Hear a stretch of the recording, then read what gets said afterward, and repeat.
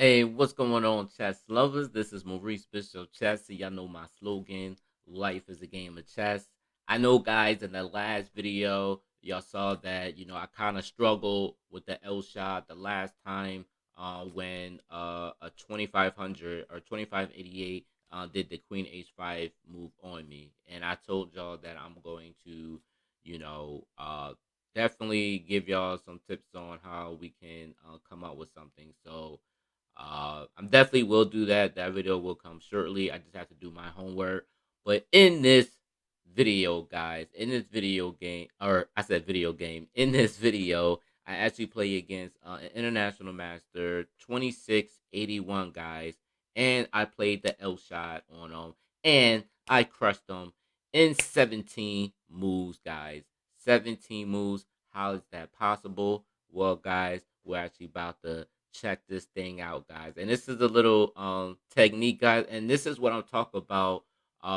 When people or when your opponents try to push in the center, they try to be too aggressive and they lose focus and they wind up blundering. And we about to get into it, guys. All right, guys. I'm gonna actually go to the analysis board. Um, this analysis board. All right, so self analysis. All right, so I play c3, he played e5, and I play queen a4. Knight f6, g4. Guys, this is all I do. G4, knight c6, h4. This is what I do. d5, I go g5, and he goes knight e4. Now, guys, when they go knight e4, um, from the analysis, guys, I realized that b4 is also a pretty great move due to the fact that you really prevent the knight from getting to c5. But guys, I'm so used to like the book because again, obviously I've been winning a lot with just playing D3. And guys, that's the move that I play. I play D3, so I pretty much allow him to get to the C5 square, but I guess the best move is actually B4. So that might be a new technique that I may actually think about in this though. But knight E4 moves, like I was ready for it. I knew exactly what to do. It was too easy, right? So knight C5 and I go queen C2. E4 is played. Now, this is what I'm talking about when they actually try to push in the center. They try to be too aggressive and everything, especially when they don't even know this type of opening. You see how aggressive he's trying to get, pushing e4 and all. So, guys, I just take the pawn. And that's what happened, guys. When they push e4, you automatically take the pawn right away, no problem. And he takes with the knight, captures e4, which I see. Now, normally, guys, when they take on knight captures e4, they usually gonna place their bishop on f5 to really harass your queen because again, guys, they really think that this. Like I said, I don't know what he's thinking, but you doing bishop f5, they think is aggressive. They think they're gonna punish you for moving your queen out too early.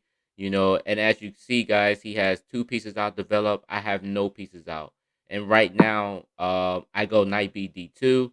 You know, definitely wouldn't mind getting this knight out the way, which is why I played it. And he hit me with the bishop f5 move. Now, I had this played on me before, guys. I definitely had this played on me before. And I think when I was starting out playing the L shot, I played some move like Queen A4. Um I did pretty well in the game, but I think I wound up actually I still won, but I actually should have lost. I was actually losing that game, but I just lost on time. But that was my move, Queen A4. But now when I went to analyze my game back, the best move is actually Bishop H3. So when he played Bishop F5, guys, I played Bishop H3. I was actually pretty ready for it this time. So I play Bishop H3, and he goes Knight G3. So he's attacking my queen, but he's hitting my rook. But guys, this is pretty much a mistake because again, um, in my Elshad System course in the Maurice Bishop Chess University course, I actually talk about if you could take black's light square bishop, you are golden because now you could create dark square weaknesses. But also in his position, guys, I'm looking at well, I want to take his light square bishop, but also I want to take his knight on g3 after he takes my rook. So I will get two minor pieces for that one rook because y'all already know, guys, two minor pieces equals 6 points, and just a rook equals 5 points. And then also, guys, it'll give me an advantage because again, I have this nice active long range light squares. So when he played knight g3, I automatically played bishop captures f5. This is a no brainer. I was ready. Knight captures h1, which is what he played, and then I played knight b3. I played knight b3 not just to get maybe a knight d4 move or knight d4 move, but really, guys, the real reason why I played knight b3 is because, guys, I wanted to develop my dark square bishop, you know, which is something that I wanted to do. My opponent played queen d6, and I played bishop e3.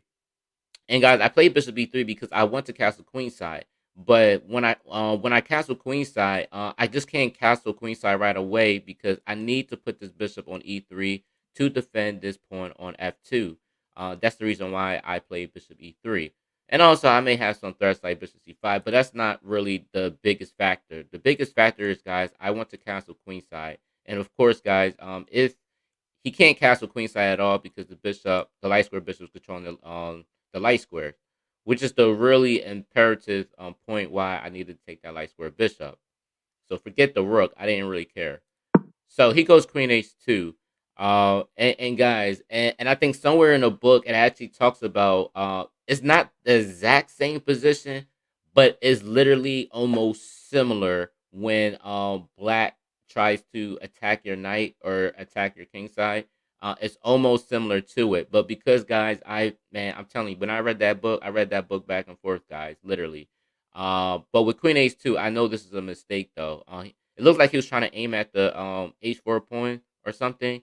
But also, I think he was really doing it because he didn't want to give me the two minor pieces, and that's the thought pattern that I really felt as though that he had.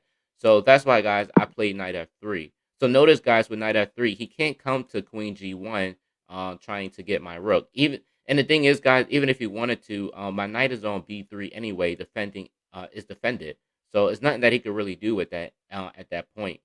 But again, I think he was just so focused on trying to save his knight. But I played knight f3, attacking his queen. And then, of course, guys, I was going to castle queen side, and I was going to take this knight off real quick.